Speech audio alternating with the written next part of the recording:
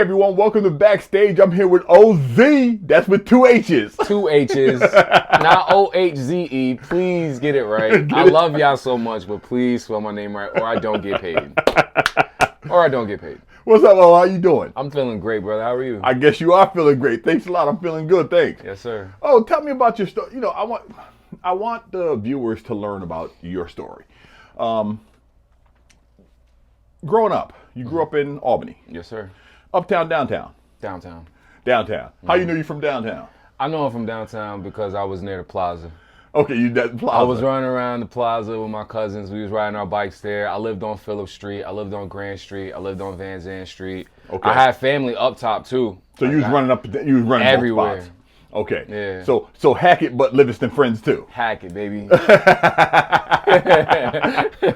So, what was growing up like? What were you like as a youngin? As a kid, man, from what I'm hearing, I was a badass. I was a badass kid. But when I wasn't a badass kid, I was like more into like my video games, my music. I was used to dance a lot. I remember that as a kid. I knew all the Soulja Boy dances. I was walking it out. I was doing all of that. So you're a student of that generation. Yeah. Okay. What was school like for you? School for me, it was all right. Like I feel like I feel like I honestly do have a learning disability, ADHD. Okay. So I wasn't really like fluent with my grades. I wasn't really a good grade student. Okay. But I was still participating and I was getting stuff done. Oh, gotcha. Sorry. That's the ADD. That's the ADHD shit. Okay. And brothers and sisters? 4, 2 on each side. Okay. Kayla, this is my mom's side. Kayla and Ohzhe, and on my dad's side is Ohzhe and Ohzhe. Okay, so 5 of you guys. Yeah. Okay. That's 5 of us, yeah. So, growing up south end Albany, was that tough? Was it? Because back when you were growing up, probably a lot of fun. Yeah, it was tough. We had, because it was different. You was getting jumped back then. You wasn't getting shot. So you was getting jumped. You had to watch the streets that you was going on. But if you knew the right people, if you knew the community right, then you was straight wherever you went. You was straight. So I was good wherever I went. I feel like I was on Broad Street. I was on like Morris Street doing ciphers and shit as a kid. So okay. So when did you get the artistic bug? Ooh. I got the artistic bug when I recorded my first song with my boy David. Shout out to David.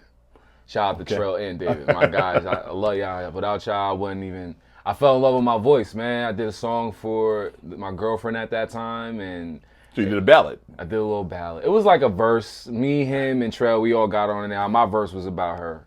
Okay. And it was like, I was like, nah, that's my voice. This is my voice. I was hype, yeah. So that was your inspiration came from a love, yeah. Okay. So, were you first into poetry, or did you? I got into creative writing first. Okay. I was creating stories. I used to have nightmares, so I would take like Freddy Krueger and Jason and make them good guys, so I won't be afraid of them. Nah, that's really creative. That's right? Cool. And then that led into poetry, because you know how school works. They teach you different subjects in writing and different formats of writing. So I found like a Tupac book and a Muhammad Ali book. I knew Muhammad Ali was just fluent. He was the best freestyler off the top. Like freestyler off the dome. Crazy. right off the dome. He was the truth. Yes, he was. And then whoop your ass afterwards. Yup. That's a whole fact. So yeah, like I studied that. I got into that, and that's where I figured how I learned to write bars. So I started to do poetry, and then I listened to rap, and then I would be like, oh, I could do that. So I just started. Okay. So is that still your workflow? Not really. Now it's just like if I got something in my brain, I just write it down. Okay. I have to like stop writing while I'm driving, because that's a problem. Hello. But it's funny because that's our alone time. Right. It's the only time my mind is free. Right. Our mind is free when we're driving, so shit jumps in there. I get it. Yeah. Safety first, Let me tell you what, I have CarPlay in my car. Mm-hmm. So what I'll do is hit record. Ooh. and and I'll talk to it about the ideas I have in my head. That's fire. So I have a voice recorder so that I can take it later and listen to it and do it, because I don't want to be writing when I'm driving or texting. Right. Right. Okay. So as you dive deeper into your creative writing, when did it become rap? At what age? I became an MC. I'll say MC because it's the difference between rap and Absolutely. MC, right? I became an MC when I was at my family cookouts. Before you even do that, yes, sir. Break that down to me. You said there's a difference between rapping and MCing. I feel like because I'm learning now, right? And hearing KRS-1 say, because we'll get into that. Yeah, we'll hearing get him into say that. "fuck rap," this is MCing. Right. I feel like being a rapper is a construct, right? It's a construct for corporations for us to sell. Absolutely. So we're selling a rapper. We're not selling MC. Right. It's easy to put that on paper than put an MC on paper. A MC is a crowd controller, Yes, a crowd engager. Know how to talk to the people. Know how to know how to connect with the people. Absolutely. Whether you're this big or whether you're this big. Absolutely. Whether you're old, young, white, black, no matter. You're an MC if you're able to connect with the people. And it's funny that you say that, and because I've been to concerts where the rapper has an incredible album, incredible work, But terrible MC work. terrible MC work. Terrible MC work. And part of what we see is we see that when we look at these versus battles. Jadakiss had it. MC Went went crazy. crazy on rappers. Went crazy on rappers. Just destroyed them. Right. So you know what I'm saying. So there is a difference, and that's a difference that needs to be noted. And MC is different than a rapper. I'm glad you said that. So you were doing it at family cookouts. Tell me about that. So my uncle DJ LB, shout out to DJ LB. That's his tag. Okay. He's with my aunt, and I would hear stories about the cookouts and stuff, and I ended up going one day, and I met my little cousin Atif, my little brother. It's my brother, it's my heart. We would do like birthdays and cookouts, rapping. He would put the DJ booth on. Tiff knew how to do the DJing. I just grabbed the mic. I would rap my little 16s that I written that I was writing 2 days ago to the beats, or I would freestyle, just be goofy, be myself. So I think that's where it began, and that's where my love started for it. Okay. And so you were, from that age, you pretty much went all in. Oh, I knew that was all I was supposed to do. That's what you were supposed to do. So tell me about leaving Hackett, going to Albany High. Left Hackett. Big campus. Oh man, I had too much fucking freedom. The Chinese spot around the corner, Burger King right there, my pop shop is right there. Too much freedom. It was too much freedom, and then at that time, girls, I was girl crazy. That's my problem. That's why I ended up failing schools. 'Cause I was putting too much focus into relationships. Chasing ass. Yeah. As a teenager. Skipping and smoking weed.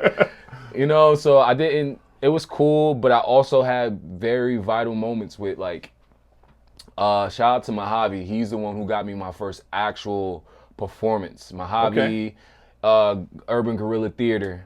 He was a substitute teacher in my writing class. And I came to this class late, and I had my headphones in. Oh, Lord. Oh, my God. I get there.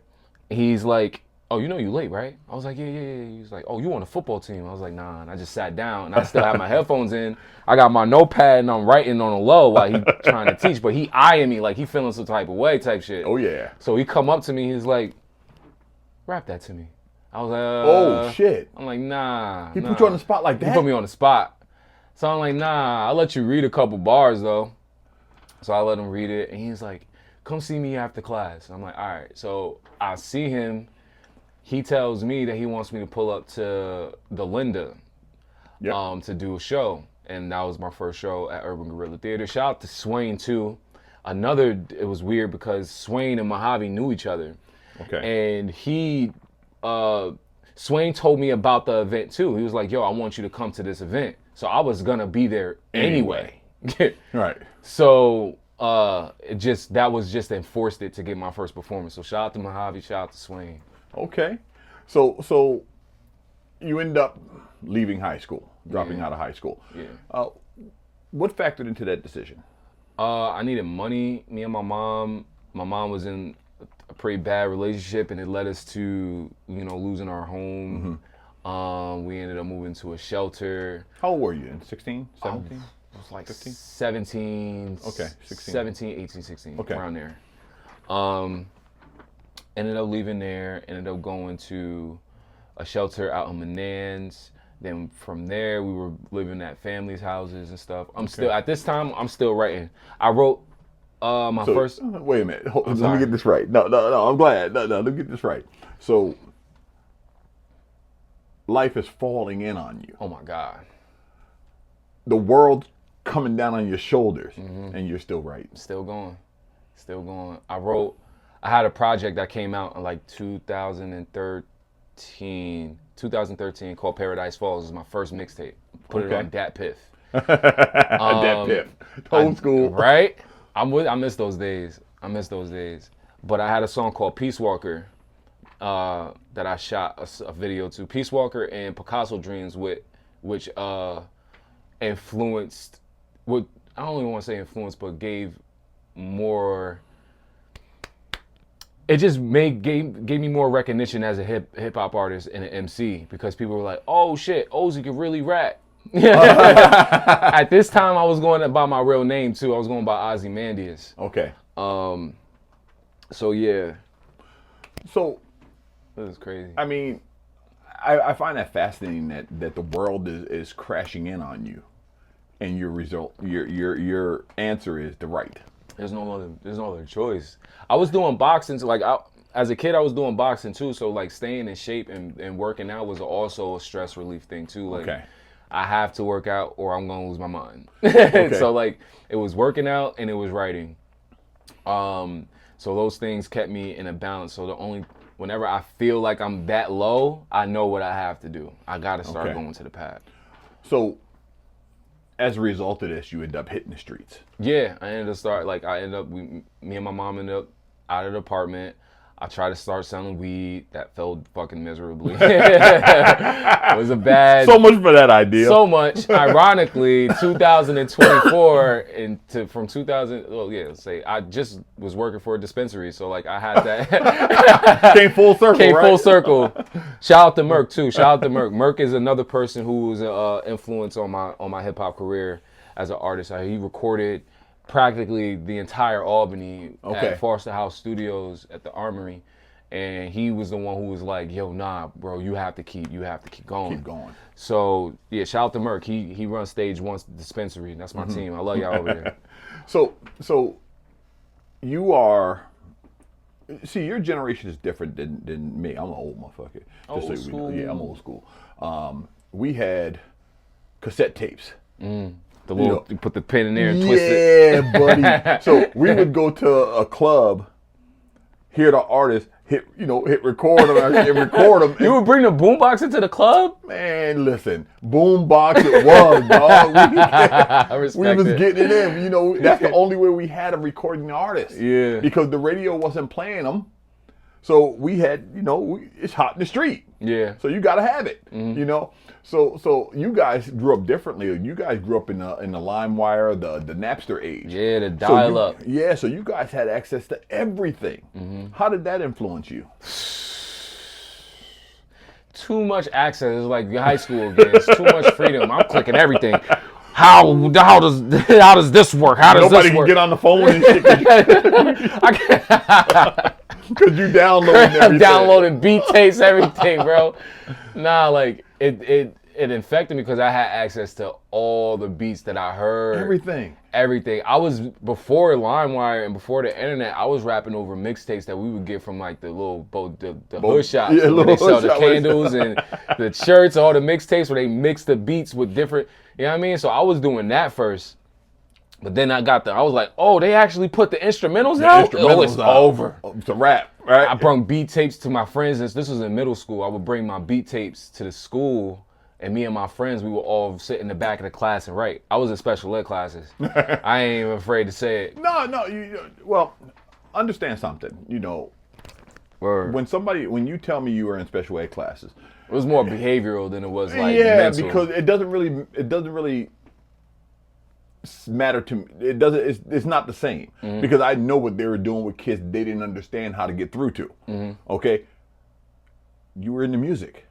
Okay, you weren't special ed because I bet you learned the music. I bet you learned how to write bars. That's a whole fact. So you wasn't special ed. Yeah. They just didn't know how to get to you. Yeah. Okay, so they would all group you and put you together in the same class, but Which was honestly a blessing because you had all the creative minds. In the same exactly. place. It got me in a space where I was like, I had the mind. I was creatively free. Yeah, they had all the creative. They didn't understand the creative mind. When you were coming up, so they all grouped them together and just put them in the class and said, well, whatever. It'll be all right. Yeah, and it was like almost like a school for the arts. Yeah. You had some Low-key. drawer sketchers in there. You had music people in there. Yeah. I remember walking past one of them classes one day, and dude had his pencil making Going a beat, crazy. going crazy. Yo, that was my favorite. Like the lunch table beat.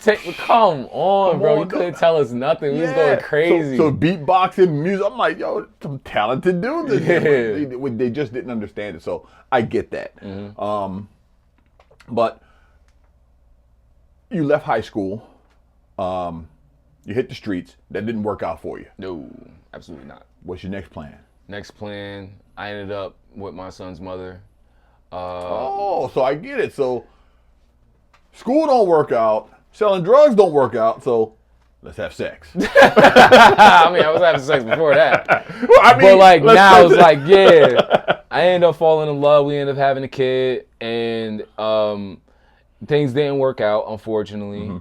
But we still remain intact for our baby boy. Good. Shout out to Candy, shout out to Monet, shout out to Kenzie. She's married now. I'm happy for her. I'm happy for that's my family. I love them wholeheartedly. Yeah, she was also an influence. She was pushing me too. So when I met her, I got introduced to my boy Robert Cooper. Shout out to Robert Cooper. Okay. So Robert Cooper shot Peace Walker. He shot Peace Walker, Picasso Dreams, Juice. And I think he shot one more. He might have shot one more for me. I'm not sure. I think it might have just been those 3 songs that he shot for me. Okay. But shout out to Robert Cooper. He's the truth. Okay. Especially when it comes down to photography. You know what I mean? Okay. He's my guy for real. Okay. Shout out to Danielle too. That's his wife. I'm doing mad shouts. I don't care. That's all right. You said to. These are people. This is your journey. Yeah. So I met Robert through my son's mother. He instantly became a fan of my music, and became like a big brother. Okay. He was also educating me on hip hop. He is a hip hop purist to the fullest. There's no debate. He was so happy that Drake lost the battle. He was like, I'm so glad it happened when I saw it. Hip hop won. Hip hop won. He know the truth, and he just was. He was very supportive on my journey. I forgot what the question you asked. My bad. No, well, what happened that took after you failed in the streets? You failed at. I was putting myself. I continued to put myself out there with my music, so I still had that mixtape out, and from time to time, I'll go to do shows. I'll do those songs. I'll do some new songs. Okay. I'm building with other artists in the city too. I'm building with the young people. Shout out to G. Shout out to the G. Shout out to G Corp, Demi, my boy Slime, Suplex. All of y'all, love y'all. I was building with them at that time. They was called the Mob, MXVB. Okay. My boys, they all from Green Tech. I love them kids. I love them boys, man, for real. Meeting with them, meeting with Pig Food Records, meeting with JB, meeting with Beat Shot, True Master. My name just started getting a buzz because of the songs that I was putting out and the mixtape and stuff. So I was just doing more shows, being out there, networking, connecting with community. So, is it fair to say that once you failed at school, once you failed at the streets, you locked in and it became, this is what I'm doing? I wouldn't even say that. It wasn't even like, it was just a part of who I am. Okay. So I didn't really like, it was like, oh, I'm gonna be this. Okay, so it's just, It was just like who I was, and what, like when I walk into the room, people just know he's nice, he can yeah, spit. he spit. So that's just part of who I am. And I have like imposter syndrome.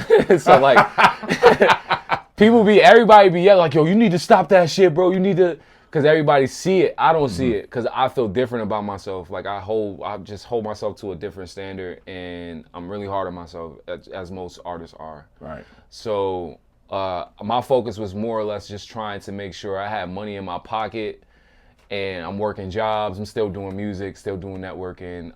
At that time, I'm also focusing on trying to get my education. I was trying to get my high school equivalency through Penn Foster. Okay. Throughout that time span, I'm continuing to meet people who put me in places that introduced me to XYZ. So it's just like, you know this person, I meet this person, they know this person. Okay. So that's just how it all turned But out. you did end up getting your equivalency, correct? Yes, sir. Yes, congratulations on that. Big dog. Way to keep pushing through. I mean that's Shout out to my man's Max, because Max. Max, I went to school with him. Okay. I saw him in the mall one time, and he was like, yo, bro, did you ever graduate? Wow. And I was like, nah. He was like, yo, bro, you gotta get your GED or something. You gotta get that shit, bro. He was like, yo, I'm dead ass disappointed. And I'm like, damn, that's real shit. And he was ever since then, he was always like, even when we was kids, he was always like brutally honest with me. That's my guy. Shout out to Max too, man. So you had people sprinkled all in your life. Yeah. Lighting fires. The whole city. Lighting fires. Mm-hmm. So you get your GED, you start working, you start lifing. Start lifing, then adulting. Right, you start Shit get real. Shit gets real. Yeah. How do you balance that with your music?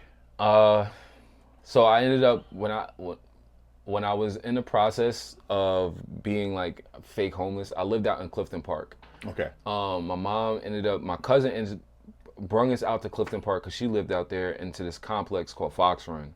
I ended up staying out there for a little bit, and I had to stay there by myself. Okay. So like it was kind of like a little fucking rehab for me, because I was out here wilding. I was smoking, drinking with my friends, and just wilding out doing regular shit. Yeah, regular kid shit. And it kind of like slowed me down. So in that time, I got into like meditation and started diving deeper into my spirituality. Starting to learn who I am as a person, astrology, all of these things, just trying to get to know myself more. And through time, I just realized just giving myself grace when it comes to my creative process, because I know it was written. I know eventually my time is going to come, my time is going to happen. It may not be now, it may not be 5 years from now. Eventually, I'm going to have my moment. You're going to be at the crossroads. You're going to get there. Shit, it just happened, man. 2 days ago. So, how many songs do you have out? Ooh, I do this thing where I push it out and then I take it off. One of my biggest problems is that, well, not only problems, it was like I would download beats off of YouTube without clearing them. Okay. And I started to feel like it's kind of corny. I get you. So I'm like, I gotta find a way to either start making, because now I'm in the beats. Now I'm making my own beats. Okay. And now I'm connected with other artists who make beats in my city. Okay, gotcha. So like that is what saved me for this next project, which we'll talk about later. So I would take songs off, the songs that I didn't own. I'd say I have like 60 songs out. Okay. 60. If you check my Bandcamp, I got a few projects on Bandcamp. Okay. Yeah. So you're working. You're putting out stuff. Yeah. All demos. I feel like all of the stuff that I put out are all demos. Those are just like stuff that what I'm capable of doing. I haven't had a chance to really fully lock in on my artistry the way I want to. Right. So you haven't put out an album yet. You haven't put out a full. So I feel like I have, because I did a show. I don't know why I ain't mentioned that. 2018, I did a project called Godly. Okay. Godly, I did a live band at this show at this venue called Troy Kitchen. Shout out to Corey Nelson. Corey had a spot out in Troy where he was like, yo, bro, I want you to come and do your own show here. I'm like, all right, bet. I wanted to have a band, did the band, dropped the project called Godly. It went crazy. The show was amazing. Okay. So I think that might have been my first big crowd, because it was like Troy Night Out on top of the people that I invited. So we're getting clockwork people coming in and watching and like, yo, stopping in, like, yo, this is great, this is amazing. You know what I'm saying? So I'm like, yeah, this is cool. And I kind of like lost momentum after that because it felt so surreal. Okay. Like I got scared. I was like, yeah, like, nah, whoa, this just got real. Yeah, I don't know what to do now. Okay. So I kind of just like fell off the wagon for a little bit and just like went back to life and adulting. I gotta start putting myself in environments where I bring value. So I started working for Albany Public Library. I was still working for Albany Public Library around that time too. I was doing a music program for the kids. Okay. Called Mic Drop at downtown, bring it back to my community type shit. And I was teaching kids I was trying to do artist development, but like I don't even have artist development. So I was just teaching them the shit that I knew. Right. And the things that helped me as an artist. And I got them to record their own songs. We did a mixtape. And then we got one of the legendaries, Rakim, to come down and sign books. Whoa. For his book at the time that he was dropping. He came down. He saw the music program that I was running. He gave me kudos. Again, I was fucking shook and I'm upset because I didn't get no picture. You didn't get a picture with Rakim? I did not get a picture with Rakim. But you know, sometimes when that moment hits, it just was real. It was just like, so real. It's like we don't think about these things. Exactly. Like, yo, I was just with Rakim. Exactly. Dapped him up. He signed my book. He gave me knowledge. He gave me wisdom. He told me to keep writing, told me to keep pushing. And I'm like, cool. So yeah, I spent a lot of time giving back. I took a break just giving back and trying to like bring value to places where I felt it was needed. Okay. Then COVID happened, that stopped. Everything shut down. Everything shut down. We was all done. Yeah. I got into videography and photography. Okay. And graphic design because I was trying to scrounge with some change. I needed some extra dough. Right. So I'm going around shooting everybody like little fake videos, little stuff like that, taking pictures and stuff like that. I don't want to say it's fake. I was doing my thing. I was don't downplay what you were doing, bro. Yeah. You know, we all have that. You know, artists are artists. Mm-hmm. We'll find a way to get that bug off. That's a fact. One way or another. No matter what it is. One way or another. That's a fact. One way or another, we're going to get that itch and scratch. Something's got to give. Something's got to give. One way or another. So, you know, I had to come to grips with that because as an artist, you know, I was lifing for a long time. I was working. You know, Life. Yeah, I was working. Shout out to 80 and Pesci, baby. Yes, my boys. So I was working, you know, 9 to 5. Well, it wasn't 9 it was 9 to 9. I was working like crazy for years. I worked for Office of Children and Family Services. I retired from the state. Nice. As a worker. I worked at Brookwood Secure Center, trainer, staff there. You know, so I've done bids. You was doing the thing. Okay. Yeah. So I've done that for 34 years. Wow. And all the time I was unsatisfied. Yep. Because I had that artistic itch that wasn't being scratched. Mm-hmm. And I kept trying to say, well, you ain't gonna do it, you ain't gonna do it.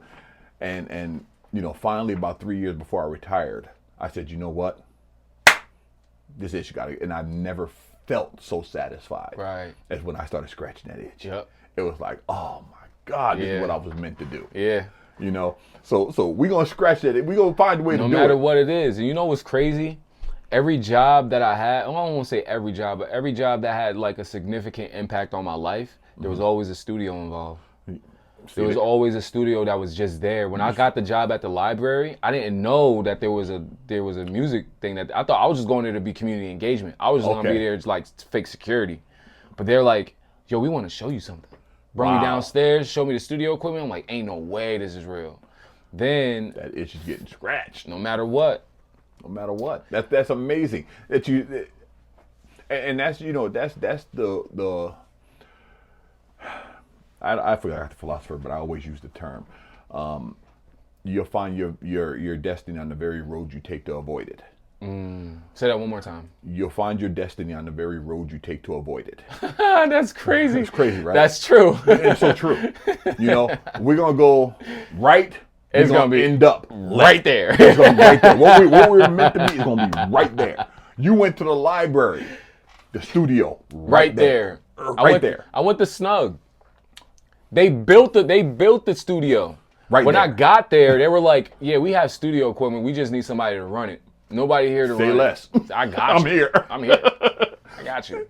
You'll find your destiny on the very road you take to avoid it. But it all makes sense because it's all part of the journey. Like there is no set direction. It's just you go, you meet people. The people is also a part of the journey. I feel like a lot of people forget. Well, yeah, because they're I like to say when you start your path, there's so many spider pathways, Right. but they all end up at the same spot. Yep. No matter what you do, so you can take this road. It may take you a little longer. You may take this road. You may have to go over some more hurdles. You may meet this one on this road, and you may fall. It get crazy. It get dark. But you were supposed to experience you're that. supposed to experience that on that road. That's the gonna, road that took you to and that spot. What you learn in that moment is gonna teach you for when you get to that point there. Exactly. Yep. Because and I'm glad you said that, because that's exactly where I want to go, because your road, your path, with all the spider pathways and hurdles and knockdowns and fallouts, and led you to the stage with KRS-1. The GOAT, the teacher. Led you to the stage with KRS-1. It was where you were supposed to be. You dreamed of being there. Mm-hmm. You're there. Yep. That's amazing. It was a beautiful feeling. It was originally I was supposed to open up for Dougie Fresh too. Wow. But yes. And we had that storm. Yes. I was gonna quit that day. I was gonna say, fuck, I'm doing music no more, because lightning struck the Hudson. I'm like, God saying you need to sit. You need to know. Even that was a part of it. Was a part of the journey, because opening up for Dougie Fresh is huge. Yeah. Sharing a stage with KRS-1 is legendary. You know what I'm saying? True, yeah. Opening up for Dougie Fresh is huge. Don't get me wrong, that's my man. Sharing a stage with KRS-1 is legendary. Imagine a cypher with me and Dougie Fresh would have went crazy. But again, that probably wouldn't happen. He wouldn't have got there when he got there. Right. It wouldn't have happened the same way. So you end up sharing a stage with KRS-1. Tell me about that journey, because number one, how did you get to Live at 5? Through word of mouth, through my reputation and the people who I built relationships with through time. Mm-hmm. JB, Keith Morales, DJ TGIF, all of these people play a part in my success. My city play a part in my success. And without them, I wouldn't be on these stages. I love my city. I love my city. Even if people say like it's this, is that, is that, it's still a beautiful place to be, because people come here. People still come here to get away, to escape. You got to go back and read some of my posts. When somebody come at the 518, you on their ass. I'm on their ass. I'm on their ass. This is home. I'm coming at you. I'm coming at you with guns a-blazing. I don't care if you're from the 518. I'm coming at you. Yep. I'm representing Uptown. I'm representing Downtown. I'm representing Troy, Schenectady. I love my whole city. I don't care, man. That's right. This is my city. So tell me about you're sitting somewhere chilling and you get the word. So, about KRS? No, you get the word that you're performing at Live at 5, opening up for KRS. Oh, at first it was like, yeah, hell yeah, I'm opening up for KRS-1. Hell yeah, say less. I tell my pops like, oh, word? Yeah, I'm there. Yeah, I'll say less. I'm like, yeah, but then like as time went on, I'm like, oh shit, I'm opening up for KRS-1. Yeah. Oh shit, I'm opening up for KRS-1. This is good. And as time got closer, it kept getting real. Getting real. I'm like, all right, now I gotta prepare. So now I'm studying. Now I'm listening to his music, because I don't want to not know none of his songs. Right. And I know we come from two different parts of the generations. Yes. But I still want to make sure I'm aware of something. Oh, of course. Well, my original plan was, so this is what my plan was, right? I put MCs Act Like They Don't Know on my set to do as a cover, right? I was gonna do some of the first verse, but my plan was to like get him to come out. So when he heard it, he's like, I was gonna be like, yo, I need you to do this song. I need to do this song with you. Right. But I spoke to my DJs, I spoke to my crew, spoke to my mentor. They're like, nah, don't do that because he might be offended if you do that. Right. So I'm like, all right, let's cut the song. But it ended up happening the way I envisioned it. Anyway, that's that life cycle. You know, it just happened. Yeah. So you get the word. We discussed it earlier where you're like, I ain't gonna be no big deal. Probably be like 60, 80 people there before when I'm performing. So you take your ass and you mosey out on the stage and you look out. Yeah. It ain't 60 people. Nah. It's like I can't even count. My man, shout out to DJ T Swag, shout out to Gian, shout out to Gary, shout out to Dolly. Those were the people I was on stage with, my family. I love y'all. But T Swag, my boy Thaddeus, he like, yo, bro, it's starting to accumulate, starting to get bigger. It's getting real. It's getting real. We sitting there counting. We came back. He went to the dispensary. I went to go get a T-shirt with my little brother, and we met up on point at the same time. He's like, yo, yeah, bro, it's at least like 200 people here right now. I'm like, you think it's 200? It's gonna be more? Yeah. It was. And now every time I look at the picture, I'm like, yo, it was so crazy. many people. Yeah. So you walk out on that stage and it ain't 60.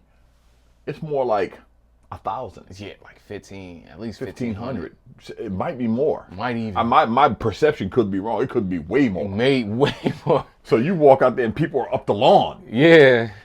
I felt natural when I got there, though. Yeah. Well, I was nervous because I was talking to all my people. I was like, yo, I'm nervous as shit.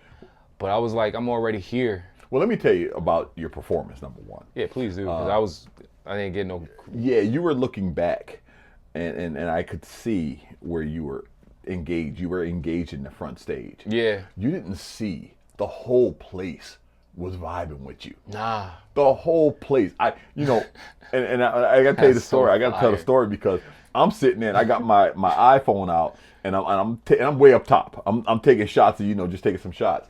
And I look over at my wife, and she vibing. I look to my right. Shout out to wifey. I look over to the right. They vibing. I'm like, yo, this motherfucker doing this. This nigga got this shit. So I'm like, yo, he got this shit. So then my wife looks over at me and says, yo, you got to get him on the show. Yes, sir. I was wondering. I'm like, yo, when Mark gonna hit me? I see everybody else on this motherfucker. When gonna hit me, man? But it's like I'm not really in that community that much, Yeah. So I'm really not. I'm outside of it, but I'm inside of it. I understand. And when I saw the show, my wife says, "Yo, you got to get him." I said, "Say less." Next morning, I'm on the phone with you. Right. But you rocking, you killing it, and so you get to the last song. Yeah. Tell me what happens there. So last song, we were supposed to do one of the songs off my project called Godly, called No Losses, which was gonna be a hit. I knew the crowd was gonna go crazy if they heard it. But Gian comes to me, he's like, yo, bro, we gotta hurry up and run this song. They want us to get off stage. My man T Swag is already packing up. I'm like, nah, let's keep going. We gotta get the song out. I see the teacher in the background waving his hands. So I'm thinking like, yo, he told them that we gotta get off. So I'm like, yo, OG, you want the stage now? I'll get off right now. Right. He come up on the stage and he embraced me, bro. I'm like, yo. And it felt natural. It didn't feel fake. It didn't feel like, all right, little nigga, get off the stage. It's my turn. Right. He was like, nah, we here. And I was like, yo, this is real. I kept saying that shit. I was like, yo, this is real. Yo, bro, when I saw him come up on stage and I took a picture of it, and there's a reason why when you see the shots I took in the video I took, it's all in black and white. Mm-hmm. And I did it in black and white for a reason. It's a dream. Yo. Okay? I'm telling a story. It's a dream. So you can see all the color, but this is a dream come true. So he comes up on the stage, and I expect you to just go. To exit stage left. That doesn't happen. No. He put me to the test. He put you to the test. He put me to the test. He didn't let. He said, "No, I'm gonna see what you got." That is hip hop, bro. That is hip hop. Nah, bro, you ain't walking off of here. Let's see what you got. Yeah.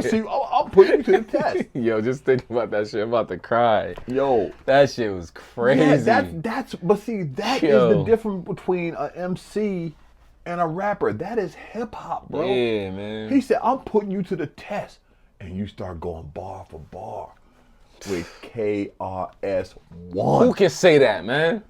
You going bar for bar. Who can say that, with man? KRS-1. Come on, commanding the stage back and forth, call and response. I'm like, yo. And you know, I had to catch myself because I wanted to catch all the footage, but I'm looking like, yo. You know, I'm kind of mesmerized. And I'm like, yo, this is the shit that make legends. And I know you gotta have butterflies.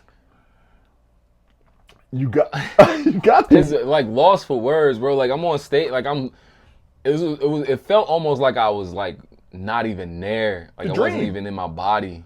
The dream. I was like, yo, so I'm gonna wake up. Like I'm gonna wake up. My alarm about to go off in like 2 minutes. I gotta go to Frito-Lay in like 2 minutes. I'm waiting for work right now. Like my alarm about to go off and this is over. Yeah, this is not, but it was real, and it felt like I was supposed to be there. I was supposed to be there. Bro, you were right where you... Listen, this ain't no mistake. It's not a mistake that your minute, you know, your time was up and KRS just happened to be standing right there. That's not a mistake. That's that path we talked about. Right. Ending up where your destiny is right where you avoided it. When you went to avoid it, you said, no, I got to get my song done. You're trying to avoid your destiny. I got to get this hit. This is going to be a hit. I got to get this out. But your destiny was to be on that stage with KRS-1. And no matter what you did, that's where it ended up. Yep.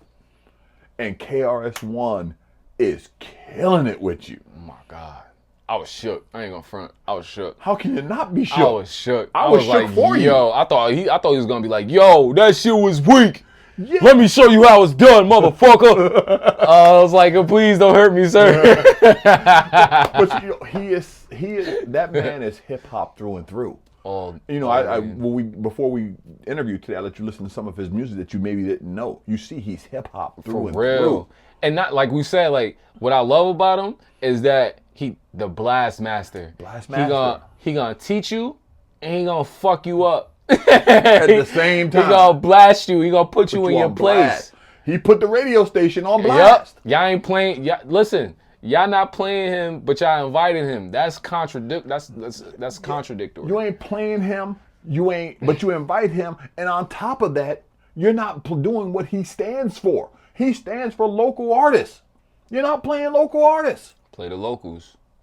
You're not playing the local artists. Play the GOATs. Some of them do. Keisha Renee. Shout out to Keisha Renee. That's my girl. Keisha Renee put on for the 518 when it comes to when like I know. But he was talking. He's talking about like to the corporation. The corporation. Yeah. He's talking directly to the corporation because those are the people that can springboard you now. Facts. Okay.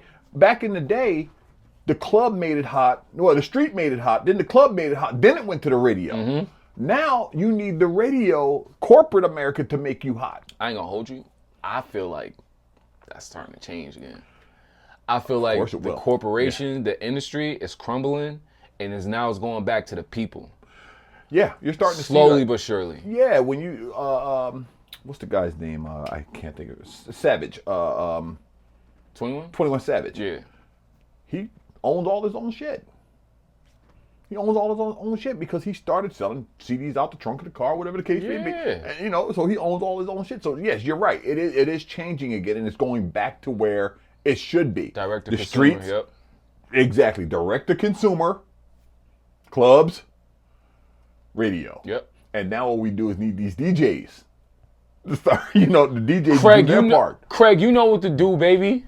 They got to start doing their part. You know what to do, Craig. Come because on now. That will make it right. Yeah. That will make it right. So it's gonna happen. It's gonna happen. So this moment, you wake up the next morning. My phone. Ding, ding, ding, ding, ding, ding, ding. Going crazy. I'm so proud of you. Going crazy. Your shit's blowing up. Everybody that hit me up, I love you so much. Everybody that reached out, everybody that took a picture, everybody that took a video, everybody that was just like present. I love you. Thank you. It was crazy. It's crazy. It's crazy. And it's still going. Like, it's still people hitting me up. Like, I didn't even talk to in years. Like, yo, bro, you did so good. You're the best rapper alive. You know what I find amazing is that people don't understand. This is years in the making. I've been here the whole time. Yeah, this didn't just happen At all. This It's is not years overnight. in the making. Yeah. You know, and that's why I say, you know, to these artists that drop a song, go into hiding for 9 months, 10 months, 11 months, 12 months, come out next year with something else. Bro, this is hard work. Mm-hmm. You didn't get there because you got lucky. Nope. This ain't no luck involved in this. At all. This is because of the work you put in at age 14. To 31. 31. You put in some time. You ain't new to this. Yeah. So this is a combination of all those things, which makes it even more beautiful. You know, this wasn't some fly-by-night guy that got that opportunity. This was somebody who put in their work. This is how it's supposed to be done. This is how it's supposed to be done. You gotta mature in your shit. You know what I mean? Yes. You can't just jump in Yes. thinking you can hang with the big dogs. It's a different and you thing. still performing over your lyrics. I'm gonna keep listen.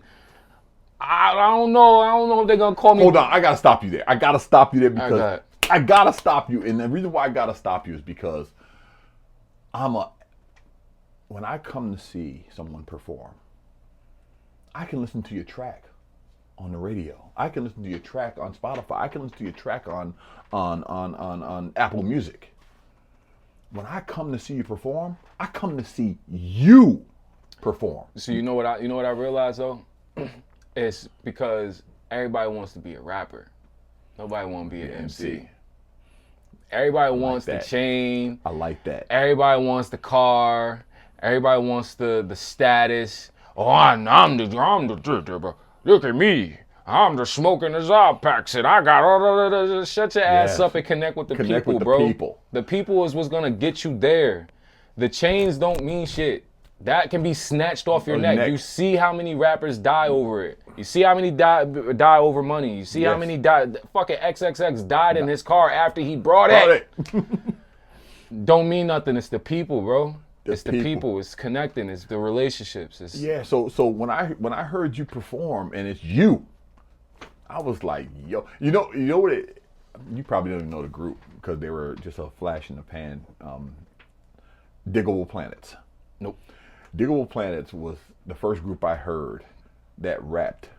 Well, actually, I shouldn't say that. Not the Fugees. Oh damn, I can't even think of the group now. But they had a band, and they were actually performing. Dope shit, and I love that. You know, I love that sound. I love that whole presentation. So to hear your voice and not hear a track was like, yo, this is what's up. Yeah. And I can't help but think that these people doing these showcases, that's what they need to do. Connect with the people. Your track ain't your track doesn't connect to the people. You do. Yeah. You know, I feel what I'm learning from the new generation is just because they want to express themselves though. It's not so much of like them wanting to be the MC because they got their friends there that understand the song and they be jumping around, saying the lyrics. Right. You know what I mean? Because that's who they're doing it for. It's for their people. But they got to remember, like, at the same time, it's all of us in this shit together. People still be vibing though. Like I said, I'll pop out to some of these shows and I see how they connect with each other and I see how they connect with the crowd. And they on the right path. It's just, I don't want artists, MCs, shit, even rappers at this point to think that it's about the status, the material. Gotcha. Right? That's not where it ends, bro. Because at the end of the day, you always gonna be doing music. And once the fame and once the cars and all that shit is gone, you still gonna be doing music, but you may not be as passionate about it because your why is different now. I got you. As you get older, your why is gonna change. My why when I was fucking 14 was like, I want to be the biggest star. I want to be him. I want the Dookie chain. I want the chain. I want all the pretty Yeah. bad girls with the big booties and the cars. But then as I grow and I experience life and I'm dealing with certain things, I realize, and I see certain shit, especially with the industry. Right. You notice like, yo, like even the motherfuckers who got it not even happy. Them motherfuckers just as depressed as us. And they probably just as broke as us because they spending their fucking advance money on looking apart. Just trying to look cool. Trying I'm to fucking look this shit. apart. My bad. No, you good. Yeah, man. Follow your dreams. Don't give up on yourself, and it's not about material, my nigga. You got, you know what I mean? You got to do it from the heart. You got to do it from your soul, and you got to do it for people that care about you. And if you want the result that I got, you know what I mean? You got to just put in the work. Put your reps in. So now I got to ask you the $1 million question. Yes, sir. Bro, where do you go from here? Because think about something. The highlight of motherfucker's career is sharing the stage with That's the highlight. That's the highlight of career. Where do you go from here? Wherever God take me. Wherever God takes you. I like that. What do you have in the works? Right now, I'm working on a project called Ghetto Savant. It's gonna speak a lot about like the community work. Is that an EP or album or? I'm still, me and my team still working on it. We trying to figure out that's just the name. But Ghetto Savant is, you're a ghetto savant. You took your art from the hood and you made it into something. I'm a ghetto savant. I took MCing and I made it into something. We all ghetto savants at the end of the day. As long as you're taking what you love and you're inspiring people and you're teaching people, you ghetto savant. So I'm working on that. I got a show out in Hudson doing with, let me see if I got the name on here. Just give me 2 seconds. No. I know I posted it. I did not. What is wrong with me? I'll post it soon. Y'all probably see me posted about it. You probably hear about it. It's out in Hudson. Shout out to Anise. Beautiful Racket. Okay. Forgot the name of I forgot the concept of you'll see it. It's coming. Yeah. Community work. I got some artists that I'm working with that I'm trying to push out. Trying to help them out, get on the right path. Being a dad is great. So that's always on the bar. You feel me? That doesn't stop. It never stops, and it never will. I'm always be a dad. That doesn't stop. Was your son at the show? I wish. That would have been the cherry on the top of the cake. That would have been everything. But my son don't like loud noises. He's very he don't understand. Like he doesn't understand. Like I try to explain hip hop to him.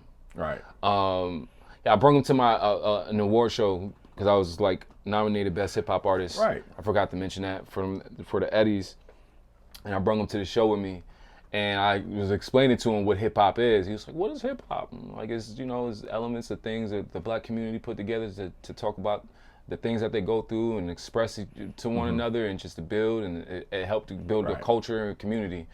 And he's just like, "Oh, okay." My son's a gamer, so he's a different generation. Right. So his connection is coming through different ways. I just wish he was there to see you in that moment. Me too. It's just a huge moment when thousands of people are out there vibing with you. Yeah. To look around and say, "Yo, my dad's controlling this." Yeah. You know what I'm saying? That's a different feeling. There'll be many more. Did you have a videographer there? There was my boy Dizzy Dot. Okay, so Dizzy Dot got your footage. He got the footage. That's a bunch of people got. Footage. Yeah, but I want some official footage. Official footage. The official footage Dizzy Dot got. Dizzy Dot got it. Shout out to Dizzy Dot. Okay, so that's huge, man. So you got some things in the cut. You got some things on the horizon. Is there any time frames you have for anything dropping? Nah. No. Everything is just low key right now. You see, I won't be posting new music. I'm gonna be dropping songs and content and stuff like that. Okay. Keep my foot on the gas. My brother's like, no projects and you gotta keep the momentum. Yeah, bro. So right now we're gonna keep this momentum going. We're gonna keep it high. We're gonna keep it thriving. Hopefully KRS-1's like, "Yo, bro, I want you to go on tour with me." And I'm like, I say less. Say less. I'm there. I quit Frito-Lay right now. Frito-Lay later. Just make sure I get my last check in the mail. Get my last check. In fact, you can mail it to my black ass because I'm out. You can mail it to my black ass because I'm out. But yeah, I want to, first of all, I want to congratulate you. Thank you, sir. And to your, when you said, why ain't Mark Davis calling me? Why ain't this dude calling me? I got to tell you something, man. A lot of people end up calling me and telling me they want to get on, but it don't work like that. Ooh. It don't work like that. I got to know who you are. Ooh. I got to find you. So if you out here doing something, I'm going to find you. Right. You know what I'm saying? I found you. Right. You're out here. When you're out here doing something, eventually I'm going to find you because I'm looking for you. I'm looking for people. So I'm looking for those people because I want them to be able to showcase and tell people what they're doing on a platform that's well run, professionally run. So I want that for you guys. I want that for the artists because I'm from Arbor Hill. I'm from Northern Boulevard, Henry Johnson Boulevard, Livingston, and Lexington Ave. Yep. That's my home. So you was on Second and Judd too? Hell yeah! I got family on Second and Judd. Yeah, Free Meeky, man, free Meeky. RP Racks, baby. That was all from Northern Boulevard up to Quail was my territory, and over to Clinton because I didn't go across Clinton. And I didn't go across Third. So that's my running yard. But this is near and dear to my heart. So I get an opportunity to give back through you guys.